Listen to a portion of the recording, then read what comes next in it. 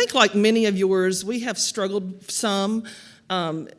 with trying to find what it is we need to be doing, struggled with this feeling that this is something that has been imposed upon our churches, and also trying to get our laity involved. And one of the things we talked about was something I think Maria mentioned yesterday, and that is that we need our lay people here at these training events rather than us as clergy. But one of the things that we talked about necessary in our day and time was the building of relationships. And ideally, that's what mission hubs are to be about, is to build relationships. And so one of the things that we settled on early on was to go through a study together, and then those of us that have been a part of the Mission Hub to do a sermon series based off of the book, The Art of Neighboring. And I want to read just a short excerpt from that as I kind of do a response to what Phil has brought us. In 2009, I, Dave, gathered a group of 20 lead pastors in the Denver area so we could think, dream, and pray about how our churches might join forces to serve our community. Very much what we are talking about doing here. We invited our local mayor, Bob Fry, to join us, and we asked him a simple question: how can we as churches best work together to serve our city? The ensuing discussion revealed a laundry list of social problems similar to what many cities face: at-risk kids, areas with dilapidated housing, child hunger, drug and alcohol abuse, loneliness, elderly shut-ins with no one to look in on them, etc. Then the mayor said something that inspired our joint church movement. The majority of the issues that our community is facing would be eliminated or drastically reduced if we could just figure out a way to become a community of great neighbors. Let me read that again. The majority of the issues that our community is facing would be eliminated or drastically reduced if we could just figure out a way to become a community of great neighbors. Later, he explained that often when people identify a problem, they come to civic officials and say something like, "This has become a serious issue and you should start a program to address it." They also come to churches with that same request. Fry shared candidly with us that in his opinion, government programs aren't always the most effective way to address social issues. He went on to say that relationships are more effective than programs because they are organic and ongoing. The idea is that when neighbors are in relationship with one another, the elderly shut-in gets cared for by the person next door, the at-risk kid gets mentored to by a dad who lives on the block, and so on. And then they go on to say, love your neighbor as yourself. Could it be that simple? I, in parentheses, Dave, remember thinking Jesus is a genius. He is asked to pick one commandment that is more important than all the others, and he shares something that would change the world. If only every person who believes in Jesus would actually do it. And so that's what we kind of landed on as something that we needed to start with, was just learning how to build relationships with the people in our community. Because we had a couple of lay people who are in the social work field, and one of the things that they mentioned was that people outside of our churches don't naturally trust those of us inside of our churches. And so we began with this understanding that we need to develop those relationships with people outside and beginning with our neighborhoods. In Phil's presentation, he talked about the mediocrity and the excellence, the mediocrity versus excellence. And neighboring has to begin at home. It has to begin in the home. I love antiques. And I love old houses. I love to tour antebellum homes and to see the beautiful things that are in there. Went to Natchez and did some of the tours of some of the homes in Natchez. And when you go through an antebellum home, one of the things that you notice is that the parlor, the front of the house, is highly decorated and elaborate and beautiful. But then the further you get back into the house, the more simple and the more plain it becomes. And so we asked about that, and the tour guide said, well, that's because the front of the house is where your guests come. And so they want that front of the house to be presentable, to be welcoming, to be dressed to the nines so that the guests feel like they are welcome, like they have been prepared for. And so that's the excellence that Phil talked about, that we as our churches need to be about providing that excellence to those that walk in the doors, that we are anticipating their coming. I liked the idea of attaching to our websites a form that people can fill out before they even walk in the door to let us know that they're coming. Much like we've made a reservation to be here, and our rooms were ready when we arrived. Most of them were. Some of us got here early. But our rooms were ready when we arrived. They had fresh linens. They had the lights had been turned on to a certain level. The heat was just right. The floor was clean. The bathrooms were clean. They were ready for us to come as their guest and have been over backwards since we have been here. That's because we made a reservation. We let them know we were coming. And so what about that idea of attaching to our websites that form where people could actually say in advance that they are coming to see us, and we can greet them at the door and greet them by name when they arrive? It's important that we know people and know them by their name. I liked what he said, that our purpose is more important than our preference or our past. Our purpose is more important than our preference or our past. How many of you were at the Fresh Expressions workshop several weeks ago? If you didn't, you missed a good one. It was wonderful. But one of the things that Michael Beck talked about was Simon Sinek's explanation of why, how, and what. And he said a lot of times when people are, or when institutions, organizations, agencies, businesses are doing their planning, they think about the what first instead of the why they are doing things. And I thought about us as United Methodist. We often think about our what first, and our what is to make disciples of Jesus Christ for the transformation of the world. But what is our why? Why is it we are called to do that? We're called to do that because we want people to know the love of Jesus Christ. We want people to know that they matter to God, that they matter to us. And so it should be our why that drives us, not to make the people a product, but the why, because they are a child of God, that we then want to go and to engage with them and to build relationship with them.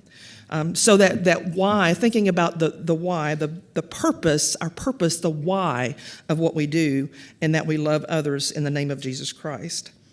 He also talked about moving from creativity to innovation, and to me this kind of tied in some with what Ann talked about yesterday, because we all have creative people in our churches. We all are creative, as she pointed out, but a lot of times that creativity and then the innovation of that is stifled by those four things, those four roadblocks she mentioned, the negativity, the fear, the limitations, and assumptions. But that creativity, that innovation comes out of our play, and he challenged us as our hubs to play, challenged us as our churches to play. How many of you all play as a church? What are some things you do to play as a church? Amazing race. What? Amazing race. Amazing race. Right? Someone else over here started to say something. How do you play in your church or your hub, your community? Thought I heard somebody over here. Do we not play enough? Why do we not play? What is it that keeps us from playing? Do we feel like that's not productive? We feel like that's idle time, we're wasting time. But according to Phil and according to Ann yesterday, that really is a very productive time because it enables us to use that creativity. I grew up in the day when you got a Barbie doll, and then my mother sewed, and my mother made dresses and outfits for my Barbie doll, so my Barbie doll could become whatever my imagination allowed my Barbie doll to be. Or those of you that played with Legos, you bought a box of Legos that were standard shapes and sizes, and you put them together and made whatever you wanted your Legos to become. Now when you go to the grocery store, when you go to the store, you buy a Barbie that is a teacher, or you buy a Barbie that is a mechanic, a Barbie that's a doctor. You buy Legos that are for Star Wars, specific Star Wars sets or other sets. They are predetermined, and in a lot of ways we've taken that imagination out of play. And we don't allow ourselves to have that imagination in play anymore. So we need to play, but we need to play in such a way that it's not so structured that we stifle the creativity in that. And then we need to be willing to allow that creativity move on to implementing those ideas that come forth, not to stifle that in our congregations. Kind of backing up to I meant to use an example of the preparation, and this kind of goes with the creativity too. when I was attending a workshop one time, I can't remember the name of the church or if it was even in the area, but there was a church, a very small church, that decided they wanted to have a nursery, and they had no children in the church, but they wanted to attract families with children. And so they went all in and they redid their nursery to the nines. And for 2 years, they made sure there was somebody in that nursery every Sunday, whether there was a child there or not. And there was never a child there. But still, they kept someone coming and staying in that nursery. Finally, after 2 years, a family came, had a child that needed that nursery. That nursery was prepared and pretty. The linens were clean. There were people in that nursery to care for that child, to welcome that child. They didn't give up. They stuck with it. They knew that they had been given a purpose, and they were preparing for that day. They didn't know when it would come, but they were preparing for that day, and it came. So they were allowed to be creative, to be innovative, and it paid off. Neighboring also requires that we get out of the house. I have to admit, I don't really know the neighbors in my neighborhood. I've lived there a year and a half. I can tell you all of the neighbors in my neighborhood growing up by name. I can still see their faces. I can tell you where they worked, what they did. Most of them, when their birthdays were. I even know phone numbers of some of my neighbors from when I was growing up. But my neighbors living in the area, in my immediate neighborhood, I don't know, because we don't get out and mingle like we used to do. The other day I had a package that came that was not mine. Frequently there's a package that comes to my house that belongs to the next door neighbor. And so I got it and I took it over, and he opened the door, didn't even say anything, just reached out to grab the package and started to close the door. And I stopped him and I said, "By the way, my name is Ginger." And he introduced himself and then closed the door. But there's this fear that we have of getting to know people, and we feel like if we get to know people, then we have to get involved in their lives. We need to be getting involved in their lives. Part of, and he mentioned in that very first section about the person that was hired by Southwest Airlines was the person who listened. Part of neighboring is listening to people's stories and getting to know their stories. One of my appointments was in Greenville, and that's my heart town. I fell in love with that little town. But the church was downtown, and so we would walk the dogs downtown, and we would stop in and talk to the store owners and shop owners, and they would always have treats for the dogs. But I enjoyed hearing the stories of the people in town, and a lot of them didn't attend a church anywhere. So on Christmas, they might come to the church, but definitely when there was a need, I became the pastor that they called. I became their connection to a church.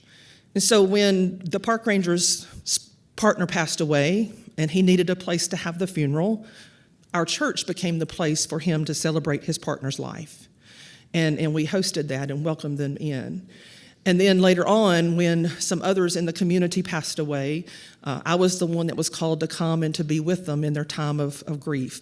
At the same time, in my time of grief, that community was there for me and surrounded me in that opportunity. So getting outside the doors of our home, getting outside the doors of our church, meeting the people, interacting with the people, hearing their stories, and developing that relationship, it didn't necessarily equate to butts in the pews, but it equated to relationships with Jesus Christ through some connection to the church. Fresh Expressions is a wonderful opportunity, and I hope that is something that we will consider. You know, a lot of the ideas that Phil gave us, they're ideas for our individual churches, but also that we can do as a hub. But I think also we think hub, we think of missional hub, and so we equate it with mission, like we're used to doing mission projects. Maybe our hub is a place where we come together to generate those ideas where we can go back and revitalize our local churches. And so to not get stuck in that phrase, well, missional means we have to be doing a hands-on feeding somebody or doing a community garden or whatever. Those are great things, but maybe we need to look at how can we help revitalize our individual churches and encourage each other to go out and to introduce ourselves to people, to get to know people in our larger community. So I think that's all I have. So Susan, or whoever, Tim? Michael?